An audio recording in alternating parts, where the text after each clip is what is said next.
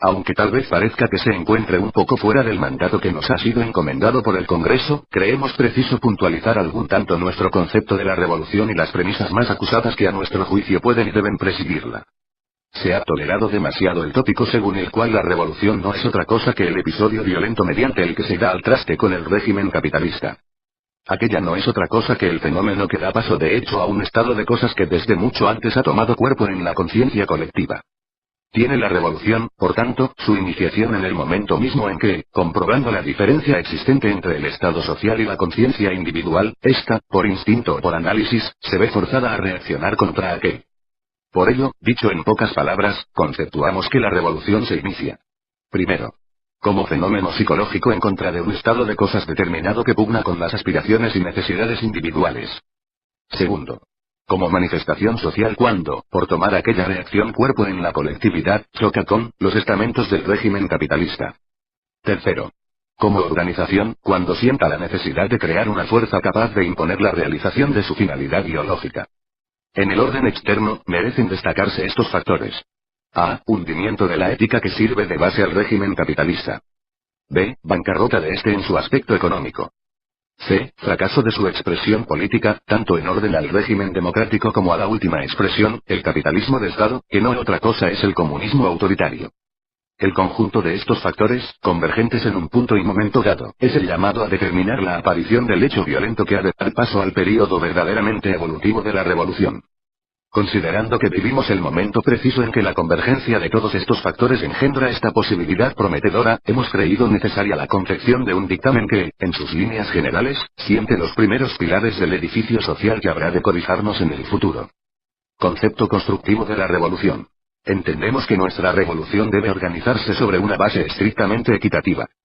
La revolución no puede cimentarse ni sobre el apoyo mutuo, ni sobre la solidaridad, ni sobre ese arcaico tópico de la caridad. En todo caso, estas tres fórmulas, que a través de los tiempos han parecido querer llenar las deficiencias de tipos de sociedad rudimentarios en los que el individuo aparece abandonado frente a una concepción del derecho arbitrario e impuesto, deben refundirse y puntualizarse en nuevas normas de convivencia social que encuentren su más clara interpretación en el comunismo libertario. Dar a cada ser humano lo que exijan sus necesidades, sin que en la satisfacción de las mismas tenga otras limitaciones que las impuestas por las necesidades de la nueva economía creada. Si todos los caminos que se orientan hacia Roma conducen a la ciudad eterna, todas las formas de trabajo y distribución que se dirijan hacia la concepción de una sociedad igualitaria conducirán a la realización de la justicia y de la armonía social. En consecuencia, creemos que la revolución debe cimentarse sobre los principios sociales y éticos del comunismo libertario. Que son: primero, dar a cada ser humano lo que exijan sus necesidades, sin que en la satisfacción de las mismas tenga otras limitaciones que las impuestas por las posibilidades de la economía. Segundo, solicitar de cada ser humano la aportación máxima de sus esfuerzos a tenor de las necesidades de la sociedad, teniendo en cuenta las condiciones físicas y morales de cada individuo. Organización de la nueva sociedad después del hecho revolucionario. Las primeras medidas de la revolución. Terminado el aspecto violento de la revolución, se declararán abolidos la propiedad privada, el Estado, el principio de autoridad y, por consiguiente, las clases que dividen a los hombres en explotadores y explotados, oprimidos y opresores. Socializada la riqueza, las organizaciones de los productores, ya libres, se encargarán de la administración directa de la producción y del consumo. Establecida en cada localidad la comuna libertaria, pondremos en marcha el nuevo mecanismo social. Los productores de cada ramo u oficio, reunidos en sus sindicatos y en los lugares de trabajo, determinarán libremente la forma en que éste ha de ser organizado. La comuna libre se incautará de cuanto antes detentaba la burguesía, tal como víveres, ropas, calzados, materias primas, herramientas de trabajo, etc. Estos útiles de los órdenes desde un punto de vista peninsular, la administración será de manera absoluta de carácter comunal. La más alta administración será, por consiguiente, la comuna. Estas comunas serán autónomas y estarán federadas regional y nacionalmente para la realización de los objetivos de carácter general. El derecho de autonomía no excluirá el deber de cumplir los acuerdos de conveniencia colectiva, no compartidos por simples apreciaciones y que sean aceptados en el fondo. Así, pues, una comuna de consumidores sin limitación voluntaria, se comprometerá a acatar aquellas normas de carácter general que después de libre discusión hayan sido acordadas por mayoría. En cambio, aquellas comunas que, refractarias a la industrialización, acuerden otras clases de convivencia, como, por ejemplo, las naturistas y desnudistas, podrán tener derecho a una administración autónoma, desligada de los compromisos generales. Como estas comunas naturistas desnudistas, u otra clase de comunas, no podrán satisfacer todas sus necesidades, por limitadas que éstas sean, sus delegados a los congresos de la Confederación Ibérica de Comunas Autónomas Libertarias podrán concertar convenios económicos con las demás comunas agrícolas e industriales.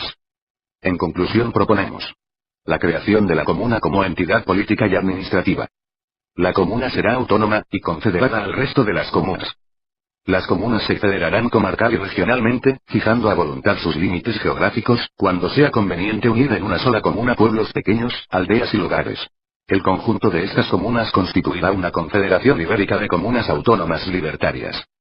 Para la función distributiva de la producción, y para que puedan nutrirse mejor las comunas, podrán crearse aquellos órganos suplementarios encaminados a conseguirlo. Por ejemplo, un Consejo Confederal de Producción y Distribución, con representaciones directas de las Federaciones Nacionales de Producción y del Congreso Anual de Comunas. Misión y funcionamiento interno de la comuna. La comuna deberá ocuparse de lo que interesa al individuo. Deberá cuidar de todos los trabajos de ordenación, arreglo y embellecimiento de la población. Del alojamiento de sus habitantes. De los artículos y productos puestos a su servicio por los sindicatos o asociaciones de productores. Se ocupará asimismo de la higiene, de la estadística comunal y de las necesidades colectivas. De la enseñanza. De los establecimientos sanitarios y de la conservación y perfeccionamiento de los medios locales de comunicación. Organizará las relaciones con las demás comunas y cuidará de estimular todas las actividades artísticas y culturales. Para el buen cumplimiento de esta misión, se nombrará un consejo comunal, al cual serán agregados representantes de los consejos de cultivo, de sanidad, de cultura, de distribución y de producción y estadística. El procedimiento de elección de los consejos comunales se determinará con arreglo a un sistema en el que se establezcan las diferencias que aconseje la densidad de población, teniendo en cuenta que se tardará en descentralizar políticamente las metrópolis, constituyendo con ellas federaciones de comunas. Todos estos cargos no tendrán ningún carácter ejecutivo ni burocrático. Aparte los que desempeñen funciones técnicas o simplemente de estadística, los demás cumplirán asimismo su misión de productores, reuniéndose en sesiones al terminar la jornada de trabajo para discutir las cuestiones de detalle que no necesiten el refrendo de las asambleas comunales. Se celebrarán asambleas tantas veces como lo necesiten los intereses de la comuna, a petición de los miembros del Consejo Comunal, o por la voluntad de los habitantes de cada una. Relaciones e intercambio de productos. Como ya hemos dicho, nuestra organización es de tipo federalista y asegura la libertad del individuo dentro de la agrupación y de la comuna, la de las comunas dentro de las federaciones y la de estas en las confederaciones. Vamos, pues, del individuo a la colectividad, asegurando sus derechos para conservar intangible el principio de libertad. Los habitantes de una comuna discutirán entre sí sus problemas internos. Producción, consumo, instrucción, higiene y cuanto sea necesario para el desenvolvimiento moral y económico de la misma. Cuando se trate de problemas que afecten a toda una comarca o provincia, han de ser las federaciones quienes deliberen, y en las reuniones y asambleas que éstas celebren estarán representadas todas las comunas, cuyos delegados aportarán los puntos de vista previamente aprobados en ellas. Por ejemplo, si han de construir carreteras, ligando entre sí los pueblos de una comarca o asuntos de transporte e intercambio de productos entre las comarcas agrícolas e industriales, es natural que todas las comunas expongan su criterio, ya que también han de prestar su concurso.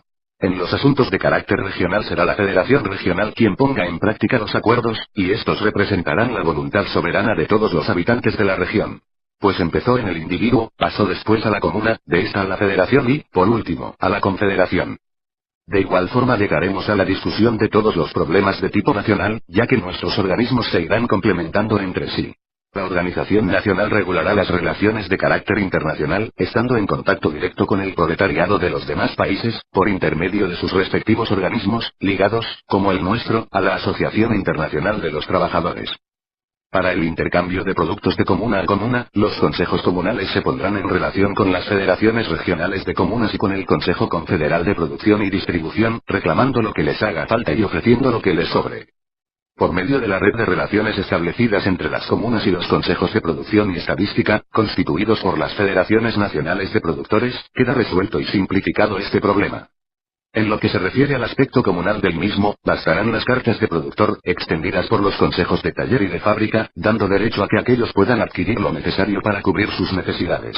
La carta de productor constituye el principio de un signo de cambio, el cual quedará sujeto a estos dos elementos reguladores. Primero, que sea intransferible. Segundo, que se adopte un procedimiento mediante el cual en la carta se registre el valor del trabajo por unidades de jornada y este valor tenga el máximo de un año de validez para la adquisición de productos.